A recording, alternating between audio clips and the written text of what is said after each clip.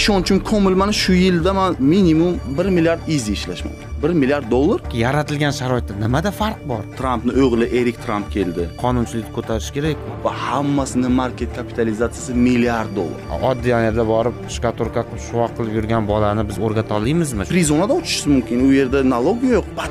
Battar pul kirib kelyapti. 1 yildan keyin shu $1000 $30 mingga aylanadi. Insonlarni aldaydigan scam coinlar ishlab chiqarishdan. Lekin buni tagida mehnat harakati yotibdi. Katta kompaniyalar kerak emas. 50% yaxshi bo'lib ketishi mumkin, 50% risk bor. Inson tushunmaydigan joyda, pul ko'p joyda faqat aldov bo'ladi. Sizni bu g'oyalarni gaplashadigan odamlaringiz qaysi davlat? Hozir hammadan so'rasangiz kriptovalyuta bilan shug'ullansangiz, yo mashinik deb o'ylaydi, yo qamalaman deb o'ylaydi. 27 milliard so'm atrofida davlat boji. Arablar mustamlaka bo'lmagan, u bo'lmagan. Juda ham tez qarz olib bilasiz. U 10 million, 1 million, 2 million dollargacha bo'lishi mumkin.